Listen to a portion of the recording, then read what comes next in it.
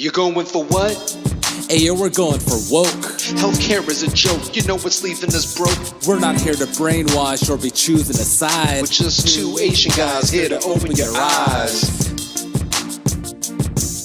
We are live. All right, welcome back, everybody. This is the final episode in this series of Why Don't We Have Single Payer Yet? I am your host, Calvin Chen. My name is Aaron Pian. And we're two Asian guys here to open your eyes. Welcome back to Going for Woke, everybody. Welcome back. Yes. So in this last episode, we've been on this journey, right? Talking about single payer healthcare in America. We've talked about the current state of it, how it's not working. A lot of people are slipping into the cracks. Basically, trying to stay healthy in America is causing a lot of people to go broke, right? We talked about how we almost had single payer healthcare and that got thwarted in the 40s. And now it's seen this revival. And so in this last episode, we talked specifically about how would we even implement this in America? Like, what's the path forward right now? There's so many different ways that this has been thwarted. And so how would we even get there? Aaron found that there were two ways right now that are possibilities. One way is to go from the local to the federal level. If we can get it passed in several different states, that could gain momentum on the ground, bring us to the federal level and pass that way. Kind of like we saw with gay marriage, and I'm pretty sure we're seeing that with legalization of marijuana right now. Yeah. Right? The other way to get there is to just move on over to having a public option, which was the idea with Obamacare anywhere. Get Obamacare, right? That's the individual mandate. Then you tack on the public option. Then you have something similar to what Australia has. And in Australia right now, we see that the public option is kind of absorbing the private option. And so in essence, they're kind of evolving into a single payer system over time. And that's kind of what Andrew Yang has suggested. Now, there are challenges getting there. There's this whole political football going on that I'd actually like for Aaron to explain a little bit more before we move into our final thoughts for this whole series.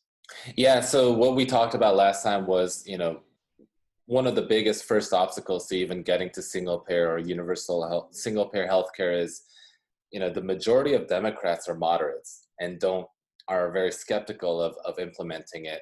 And one of the reasons that we found compelling, well, we said, first of all, there might not be enough competence for the government to handle it, right? Like how they botched COVID-19. But number two, more importantly, there's this whole political football thing going on, right? So we got Obamacare implemented, and now Trump's working on repealing Obamacare. He got rid of the fine for the individual mandate. They let, skinny plans like jump plans back onto the market, which usually wasn't allowed to exist under Obama. So yeah, the question is, even if we, get the ball rolling on this, can we stay in power long enough to do it? And even if we pass single payer and all that. And so it just goes to show how fragile and how monumental this task is of trying to push this forward. So I think it's really easy to just look at that and get kind of cynical and be like, oh man, like why even try? And is it really worth is it really worth fighting the fight for this? Yeah, because you talked to a lot of the I guess moderate Democrats, and the idea was, well, to get single payer, you would need basically like 10 years of a Democratic president, a House, and a Senate just to like implement the thing, not have it threatened like Obamacare is being threatened by Trump right now, and then like have enough time to work through the kinks and work out the kinks so that it's a system that everyone's happy with and worth keeping. Yeah. Anyway, Otherwise, so that's a political football. Yeah. Yeah. So that's where it seems like it kind of leads you to the question. It's like, all right, we see the path. Is there the political will, like to get there? And I don't know how to measure that, but I think really the question here is, how screwed would we be if we don't try, right? Like the rest of the developed world right now has some form of universal healthcare system. To me, it seems just highly implausible that we wouldn't join them at some point to live up to our American exceptionalism. Yeah. But I mean, Uh, are Aaron, like, we've looked at numbers on, right, like what's currently going on and what has yeah, been happening, to put yeah, Americans into medical bankruptcy and all that. And that kind of shows how the system's not working. But like, what if we project outward? Are there any studies or numbers or projections that yeah. experts are looking that way, just going into the future? Yeah, so like you said, let's say as Democrats or as liberals, everyone just says, okay, you know what? This fight for universal healthcare isn't working. Let's not even touch it. Let's just let it go on, right? Okay, so let's take that scenario into action. When you look at the trend over the last 10 years, and keep in mind Obamacare, it was implemented in 2010. So now we got about 10 years worth of data after Obamacare.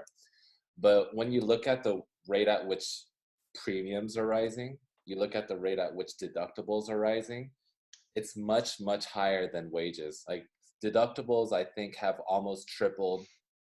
Premiums have gone up by like 50% or so. And at the same time, our wages have gone up, are 2.5% every year. And so it's just we already see the number of people going medically bankrupt, 500,000 Americans every year. That number is only going to keep going up. And because our wages are certainly not going up, and with this COVID pandemic, with Americans getting laid off and unemployment about to hit record levels again, that's going to get even worse and worse. So um, basically, we're screwed even if we just keep things the way they are.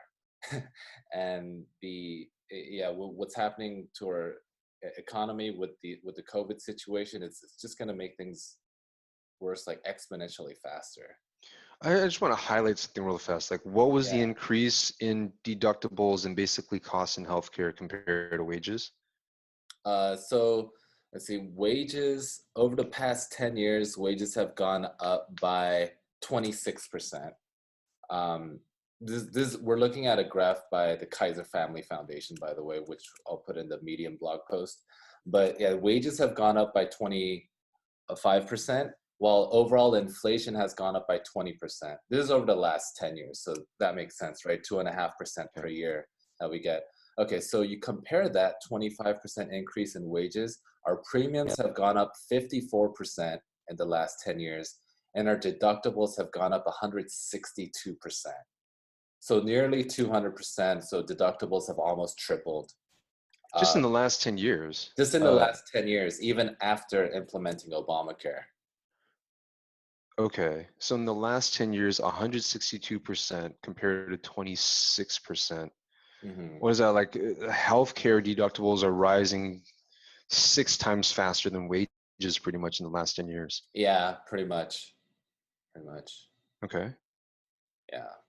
So I mean, that's just gonna hurt more and more Americans.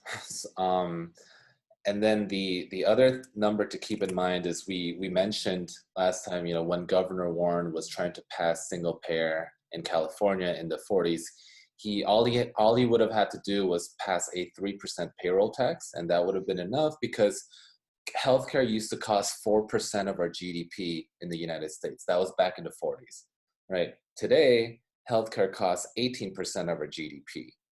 So it's just been steadily going up. And then catch this, Calvin, like by 2080, it's projected to get to 49% of our GDP. So, uh, yeah. So, you and I, I think we'll be around in our 90s, right? 2080, we'll be in our 90s. Um, Imagine half of our, like, basically, we're probably not going to be able to work by then, but half of our retirement savings are going to go into healthcare.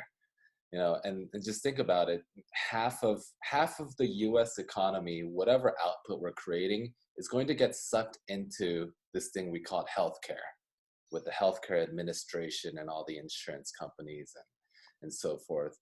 um so Dude, 50%. I mean, so by 2080, which is like 60 years away, but I mean, like, it's still going to be rising. mhm. It's going to be rising up to 50%. I mean, like, imagine how hard you work right now. Imagine how hard. I think I work pretty hard, but I definitely know people who work harder than me, who make less, you know, and dude, like I can't imagine like do all that hard work, like the entire country, everyone's hard work, like half of that is just to pay for this system that's bloated. Hmm. And no, like no, I don't think anyone really wants for the system to be this bloated. Like I can't even like, yeah, I'm sure some people profit off of it. So those people, right? But like we're basically like half of all the hard work that we're doing is going toward paying for the profits that some of these people want to enjoy. Like that's just like that's who gave this projection of the 50%? Do you have that? I think it was some government agency. I don't have that off the top of my head. Ah, okay, Yeah. okay. um, Well, Google it. yeah, we'll Google it and we'll stick it in the Medium post.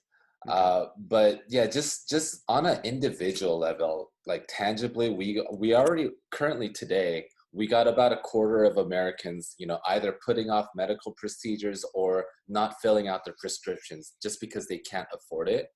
And that the rate of Americans doing this, that's only doubled since 2000. And that rate is that it's actually amongst the middle class Americans, the rate of Americans not getting medical procedures and prescriptions due to money, that rate has tripled. So we see the trend lines, we see where the puck is going very slowly. And it just, yeah, imagine your doctor tells you you need to take this medication, and you just don't have the money for it. And that's where more and more Americans are headed, if Wow. we don't do something about this. And so it's kind of scary. You know what's crazy is that like like we have been advancing as a society medically, technologically, right? To where like what's our life expectancy now? It's like 80 Oh, something? I think we're at 78.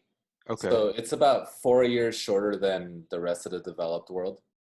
Oh, all right. Well, I mean, but I mean, okay, so 78, like what was it in the like earlier in the century? I mean, at some point it was like 60 years. Yeah, so yeah, in the 1880s it was like 40 years. In Oh, the 1930s it was like 60 years. Like in the 1880s, we didn't believe, like doctors didn't believe in washing hands. Like they didn't believe in the existence of bacteria and stuff. So we've come a really long ways since then. So I get that.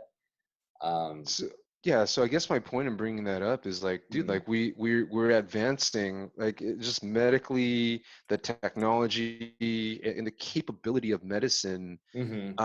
But like we're kind of hitting this point where it's kind of like we may we have the ability to live beyond our ability to pay for health, Yeah. Okay.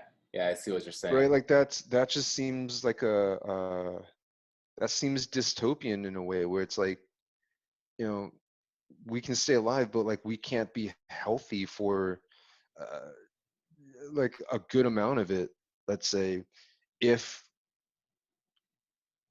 You just can't right afford. now, yeah, if right now a quarter of Americans are electing to not do things like for the sake of their health, like what's that number going to be in 10 years, in 20 years, right? Mhm. As the costs keep going up, wages will go up, but like at a much slower rate, kind of keeping pace with inflation pretty much. Like that doesn't seem like a pretty picture. Yeah. Yeah, and that's even if people were able to keep our jobs, right? You know, we Right. heard Andrew Yang spiel about automation and artificial intelligence. So that's just another curveball on top of, but let's not even talk about that. Let's say everything stays just as it is right now. We're still screwed. That's what we're seeing. And it just goes to show how important it is for us to take some sort of action. Right? Yeah. Yeah. And so let's talk about what we can do right here because Mm-hmm. I realize that talking about healthcare and the system and these numbers and you weigh it against each other, like we're talking about things in aggregate, right? Mm-hmm. We're talking about like things systems wide, and that's how we're able to have these numbers anyway. But Mm-hmm. you, the listener, you're an individual person who is part of this system, who's part of this society, and so you somehow have the ability to influence it right? By the conversations that you have with people, by the things that you vote for, by the influence that you have, by the things that you go on and continue learning, uh, um, and and and getting a better understanding of even after you listen to all these episodes. But fundamentally, you're also an individual person, and you may not be subject, right, to these trends right here, or you may be, but there's still something that you can do about it, Hmm. right? Yeah. And so, on one level, right, there's kind of two sides to this coin right here. Where on one level, there's the personal responsibility part. What can you do for yourself and for your family, just through your own actions for yourself? Hmm. And then also, what's the social responsibility part of it? Like, what can we do to try to influence the change in the system somehow? Yeah. And as we were talking about this, we wanted to identify kind of a vicious cycle that's going on. So what we identified earlier in the series is healthcare is making us broke. You know, just like Calvin said in the rap intro, healthcare is a joke and it's leaving us broke. And so we see that, right? With 500,000 Americans going bankrupt every year, a third of Americans in medical debt, and a growing number of Americans not paying for their prescriptions and medical procedures. Um, and then on the flip side, we see that we're also getting sick because we're broke. And just let me explain that real quick. So every year, when we start looking into, what's causing our healthcare costs to be so high to begin with, what's making us sick, right? That makes us run to the hospitals in the first place. We see that over 500,000 Americans die every year due to obesity and obesity related causes. So some of the top causes of death are heart disease and um, yeah, Diabetes. there's diabetes. So we got 500,000 Americans dying every year, again, due to obesity. That costs our healthcare system about $200 billion every single year. And that is pretty much, it's like the leading contributor you know, of healthcare costs in terms of a personal responsibility angle. And so again, now here's the thing. To be fair, obesity is correlated with poverty. When you when you're trying to buy 500 calories of junk food versus 500 calories of fresh fruits and vegetables and stuff, the junk food is much cheaper. And there's also studies kind of shown that like there's a lot of food deserts in low income areas because these supermarket chains, they don't want to do business in poorer neighborhoods and such. Yeah, can you So imagine a Whole Foods in like a low income neighborhood? Like, exactly. healthy food is expensive. Like my father-in-law was remarking just the other day. He's like, I don't understand why chicken, you don't put antibiotics in it. You don't put all this like whatever. So like it should cost less, shouldn't it? Yeah, yeah, And I'm like, there's a lot of explanation to that. But I mean, healthy food is expensive. yeah. uh and on top of that, right, like to be healthy, like I think about what I do to be healthy: vitamins, supplements, right, like exercise equipment, kind of Hmm. just like all that. Like you kind of need to have a certain level of resource Hmm. to do it well. Now the thing is, if you don't have the resource, then you really need to have the resourcefulness. If you don't have that level of resource, you need to have the resourcefulness. You need to have the will, right, to say, okay, I'm going to do whatever I can to like learn and do what I can for myself. But I think what we want to acknowledge is that it's just harder. It's just Yeah, harder. yeah, It's just harder to do what you need to do to be like healthy and pristine if you're poor, yeah, yeah, right? yeah. Yeah. It's obesity is correlated with poverty. And so this isn't about fat shaming or anything. This is actually about, we're trying to paint like the bigger picture is that we're trying to tackle this issue of universal health care or single payer health care. Um, but we're showing it's just everything is so interconnected, and it goes into like the need for us to address poverty on a societal level too. And the other thing, you were pointing out, Calvin, is we try to do our best to also learn, take care of ourselves and whatnot. Um, and yeah, that's the thing.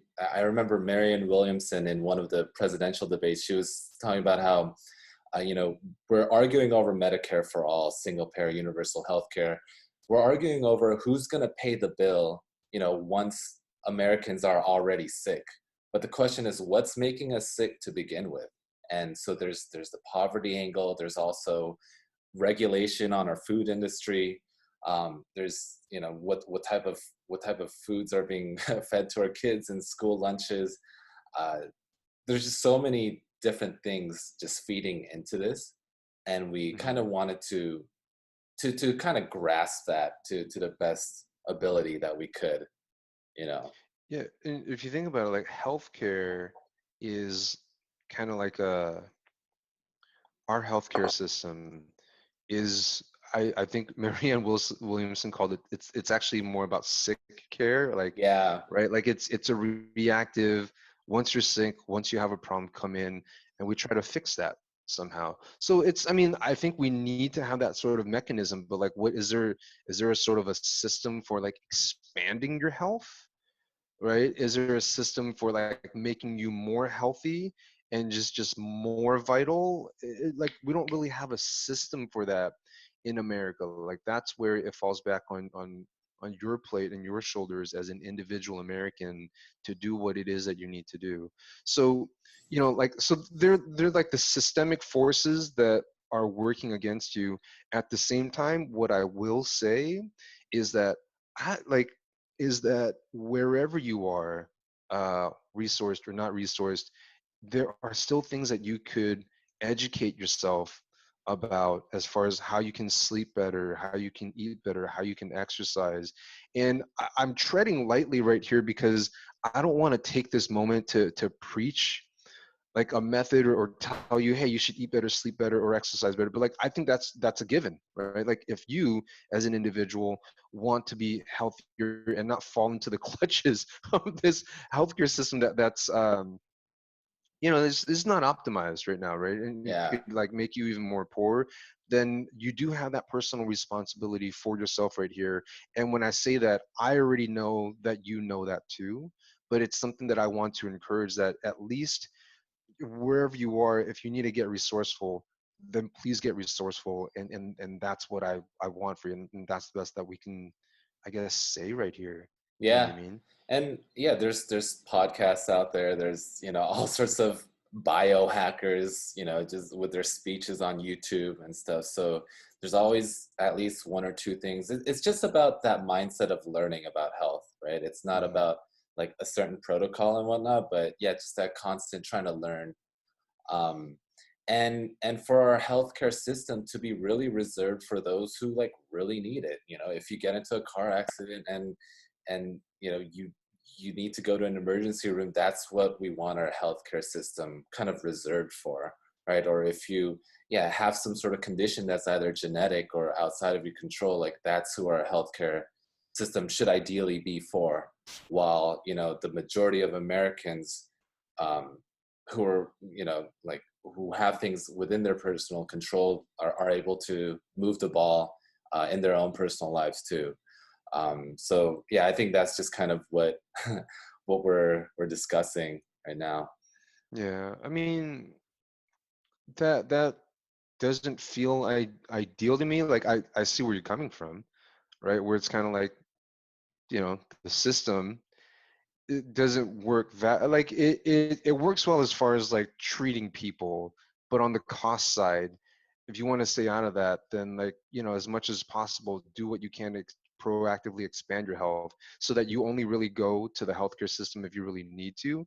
Mhm. I just and that's what I do, and that's what you do, and that's what we encourage for any American, just because we don't want for the healthcare system for you to fall into like financial hardship because of having to deal with the healthcare system.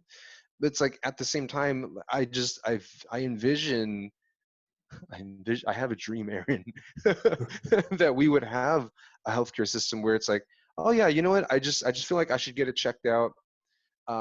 It may not be a big deal, but I just want to know. I just want to be safe. You know what I mean? Like, That too. Yeah. I would want for you to just be able to go get it checked out and like not have that be a freaking financial calculation where you have to look at your pocketbook Oh yeah. to do it. You know what I mean? Yeah, like with COVID. Like if you, you know, Perfect example. yeah, I mean now tests are free, but in LA, but yeah, if something like COVID happens, yeah, at the first sign of a symptom, you should be able to go to a hospital, and that's and get it checked out, and that's beneficial for you, and it's beneficial for all of us as a society. Yeah. So yeah, we want to attack again, like that's kind of the theme of our shows. We want to attack both angles, right? The personal and the social responsibility part of it. Hmm. Yeah, So let's talk about the social responsibility yeah. part of this. Um, when I think of social responsibility, where I'm coming from is that, right, like we're responsible for our actions and our behaviors and our outcomes in a way, right? But we're also part of a system where we are impacted by other people's behaviors and actions and decisions.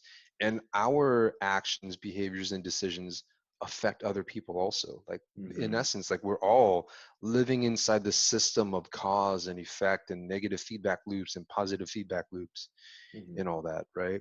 And Mm-hmm. so it's kind of like systemically, what is it that we need to do? Like, what can you do to influence the system in a way so that we're not creating poverty? What can we do as a system or as an individual to influence the system so that we are creating a healthcare system that doesn't create poverty, let's say. You know what I mean? Mm-hmm. Mm-hmm. Yeah. I So mean, yeah, go ahead. yeah, it just seems like I mean at this point, you know, of course, vote and talk about this with your fellow voters.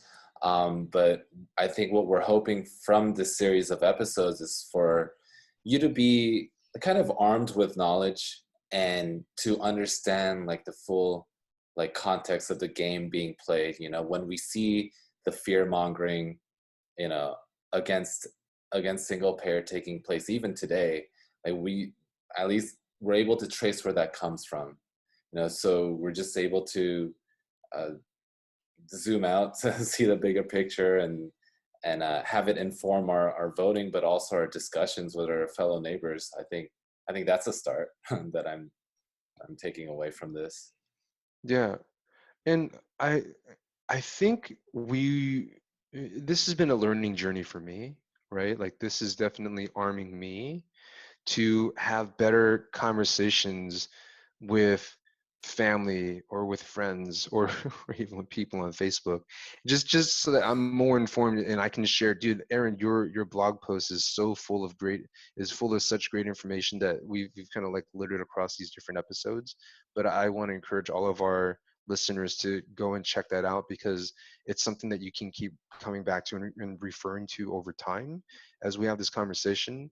But I think the other part besides the information is just to really, I think for me, understand how important this is that we get it right. Mm-hmm. Because on one hand, yeah, we all have our individual lives, right? But we all have people that we care about in the system and children that will outlive us, hopefully, that will still be subject to the system. So the question is, to me, the question is, what sort of system is it that we want to create? Mm-hmm. You know, like, what do you want for America? What do we want for America to be? Like, what do we want for the future of America to be? Because however this system is set up, it impacts American lives, but it also goes on to impact how America's standing in the world is. Mm-hmm. Right? Like we have, I think, as a country, a very big promise to live up to. Like we, at one point, have really captured the attention and the imagination of the world. Like we have brought so many brilliant people from Mm-hmm. across the world to our universities, to our corporations, create patents here and there. Like we just like there's so much innovation that America has been known for, Mm-hmm. right? And so it's kind of like if we want to continue on that trajectory, like we see like in the last decade, I think, different stats that show how we're slipping on the world stage, different ways that we're failing our own citizens at home. And it's like, well, okay, so that's been happening. What's the future that we really want to create here in America? Hmm. If we can set the systems up correctly, we could really thrive. But here's the thing to understand. I think most of us have heard of Maslow's hierarchy of needs, right? So you Hmm. have this, imagine a pyramid, and there's 5 different levels to the pyramid. At the most basic level, you have physical needs, food, water, shelter, right? Right Yeah. above that, you have physical safety needs. Right above that, you have like a sense of like social and emotional belonging, sense of connection, let's say, with your people, your family, friends, and tribes, right? Right above that, you have self-esteem, and then at the pinnacle, you have self-actualization. And if America is going to be a great country, we're not going to be a great country unless a very good proportion, I'm going to say most Americans, are in that place of self-esteem and self-actualization. Well, Hmm. if you want people to, if you want the majority of Americans, right, to be in that to have their needs met, to where they're now playing for self-esteem, they're now playing for self-actualization, then the very bottom two most levels of Maslow's hierarchy of needs need to be met, you Yeah. know, and that's just physical needs and safety, which right now a healthcare system really threatens because of the poverty that this can create over Yeah. trying to stay alive, over your physical needs. You know, so it's kind of like trying to Yeah. get your physical needs met in America threatens your physical needs in a way. Yeah. And look, Yeah. like that is not true for a lot of Americans, but that is true for a strong number of Americans, and that number is going to grow based on the numbers. Yeah. So like right now, it's kind of decision time to say what is it that we want to create for America, and it's not easy. And there's the political football, but that's why we want people informed. That's why we want people to have that vision, so that we can co-create this in America together. Yeah. You know, Amen. amen. I have nothing to add to that. So You know, yeah, I mean, guys, hopefully this series has really uh, opened your eyes to the yeah. many different forces that have been influencing our healthcare system. It, I mean, healthcare is going to be, this is going to be a recurring issue until we get this right. Yeah. Where Yeah. the issue is not going away until we Yeah. get it right. It's not going Yeah. on away. Like you're going to be voting on this in 2020. You're going to be voting on this in 2022, 2024, 2026. You're going to be voting on this until we get it right. And the question is, will we get it right, or are we just going to keep voting for kicking the can down the road to to to like the health detriment of most of the country? Yeah.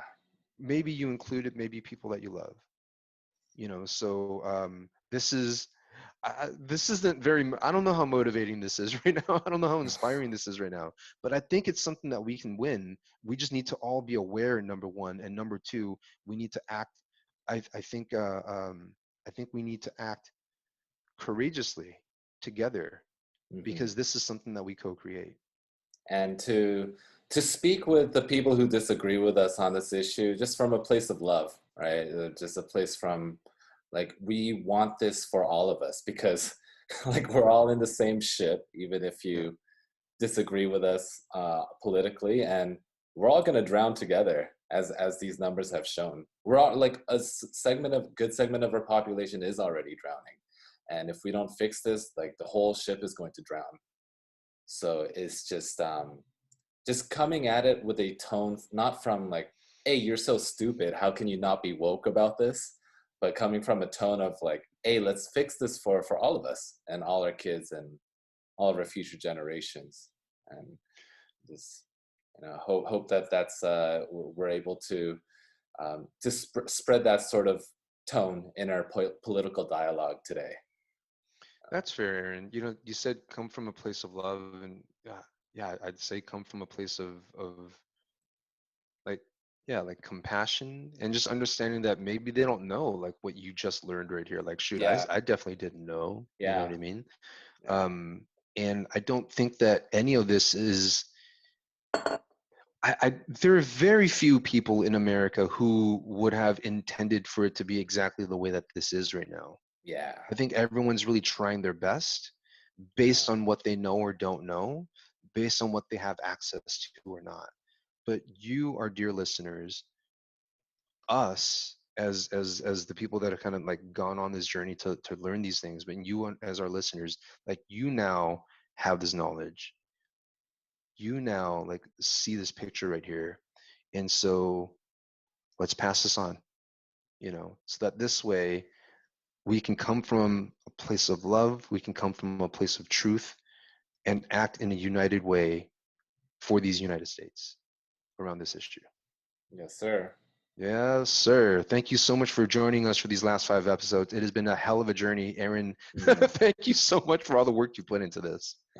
Thank you, Calvin, for talking this out loud with me and crafting this into a story that we can all digest, so that we can all learn from it.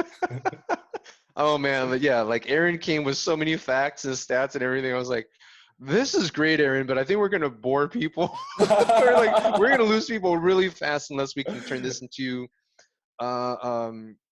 like an organized story in a narrative. And so yeah, something digestible. Yeah, absolutely. Yeah. Let us know how we did, by the way, everybody. Let us know in the comments or leave us a rating. We're not going anywhere. Look forward to the next series. Okay. Until then, stay going for woke. I just feel really compelled to say this. I love y'all. That's where I'm coming from right now. Take care of yourselves, and we'll see you guys soon on the next series. Peace.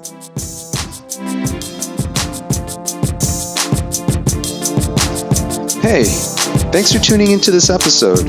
If you like getting woke with us, then subscribe now and give us a 5-star rating. And if at any point you thought, I wish more people heard this, you can spread the word by sharing this podcast with them. We appreciate it. Until then, keep your eyes, your ears, and your hearts open, everybody. We're out for now.